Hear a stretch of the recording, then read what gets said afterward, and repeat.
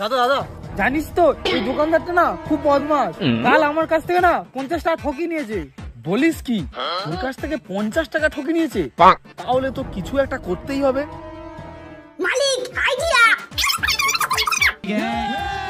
দেখ ভাই, তোকে আমি পুরো টাকা দিয়ে দেবো, কিন্তু আমি যা বলবো তোকে তাই করতে হবে। ঠিক আছে দাদা।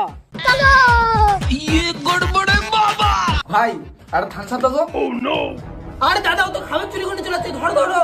ও যা তোমার জিনিস নিয়ে যাচ্ছে, কমসে কম তো 200 টাকা দাম আছে, আমাকে 50 টাকা দিতে হবে। আচ্ছা সে দেবো, তাড়াতাড়ি ধরো কে। ঠিক আছে। দাদা চোরটাকে ধরতে পেরেছো?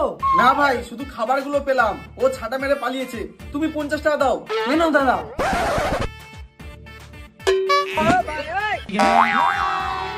ভাই এই দেখ তোর 50 টাকা, ধর।